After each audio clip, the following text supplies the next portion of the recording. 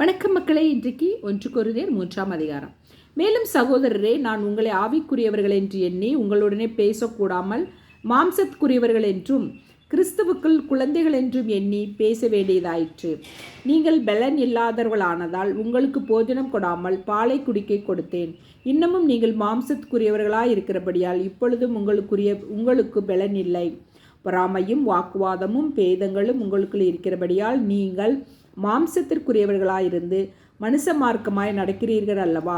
ஒருவன் நான் பவுலை சேர்ந்தவன் என்றும் வேறொருவன் நான் அப்பொல்லோவை சேர்ந்தவன் என்றும் சொல்கிறபடியால் நீங்கள் மாம்சத்துக்குரியவர்கள் அல்லவா? பவுல் யார்? அப்பொல்லோ யார்? கர்த்தர் அவனவனுக்கு அருள் அளித்தபடியே நீங்கள் விசுவாசிக்கிறதற்கு ஏதுவாயிருந்த ஊழியக்காரர் தானே. நான் நட்டேன், அப்பொல்லோ நீர் பாய்ச்சினான், தேவனே விளைய செய்தார். அப்படி இருக்க நடுகிறவனானாலும் ஒன்றுமில்லை, நீர்ப்பாய்ச்சுகிறவனானாலும் ஒன்றுமில்லை, விளை செய்கிற தேவனாலே எல்லாம் ஆகும். மேலும் நடுகிறவனும் நீர்ப்பாய்ச்சுகிறவனும் ஒன்றாயிருக்கிறார்கள். அவனவன் தன் தன் வேலைக்கு தக்கதாய் கூலியை பெறுவான். நாங்கள் தேவனுக்கு உடன் வேலையாட்களாய் இருக்கிறோம். நீங்கள் தேவனுடைய பண்ணையும் தேவனுடைய மாளிகையுமாய் இருக்கிறீர்கள். எனக்கு அளிக்கப்பட்ட தேவ கிருபையின்படியே புத்தியுள்ள சிற்பாசாரியைப் போல அஸ்திபாரம் போட்டேன். வேறொருவன் அதன் மேல் கட்டுகிறான். அவனவன் தான் அதன் மேல் இன்னவிதமாய் கட்டுகிறான் என்று பார்க்க கடவன். போடப்பட்டிருக்கிற அஸ்திபாரமாகிய இயேசு கிறிஸ்துவை அல்லாமல் வேறு அஸ்திபாரத்தை போட ஒருவனாலும் கூடாது. ஒருவன் அந்த அஸ்திபாரத்தின் மேல் பொன் வெள்ளி விலையேற பெற்ற கல் மரம் புல் வைக்கோல் ஆகியவைகளை கட்டினால் அவனவனுடைய வேலைப்பாடு வெளியாகும். நாளானது அதை விளங்க பண்ணும், ஏனெனில் அது அக்கினியினாலே வெளிப்படுத்தப்படும். அவனவனுடைய வேலைப்பாடு எத்தன்மை உள்ளதென்று அக்கினியானது பரிசோதிக்கும். அதன் மேல் ஒருவன் கட்டினது நிலைத்தால் அவன் கூலியை பெறுவான். ஒருவன் கட்டினது வெந்து போனால் அவன் நஷ்டம் அடைவான், அவனோ ரட்சிக்கப்படுவான். அதுவும்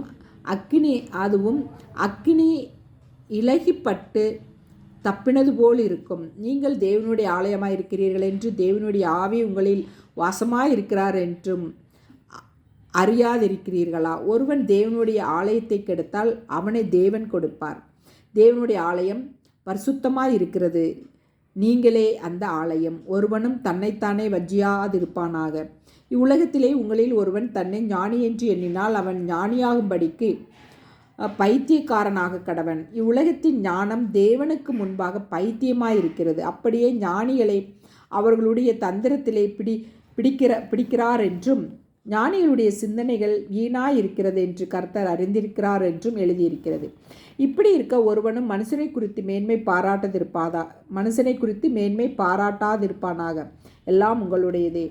பவுலாகிலும் அப்பொல்லோவாகிலும் கேபாவாகிலும் உலகமாகிலும் ஜீவனாகிலும் மரணமாகிலும் நிகழ்காரியங்களாகிலும் வருங்காரியங்களாகிலும் எல்லாம் உங்களுடையது. நீங்கள் கிறிஸ்துவின் உடையவர்கள், கிறிஸ்து தேவனுடையவர். ஆமேன். மக்களே, இதை வாசித்து பாருங்கள், ரொம்ப நல்லாயிருக்கும். வீடியோ பிடிச்சிருந்தால் லைக் பண்ணுங்கள், ஷேர் பண்ணுங்கள், சப்ஸ்கிரைப் பண்ணுங்கள். தேங்க்யூ.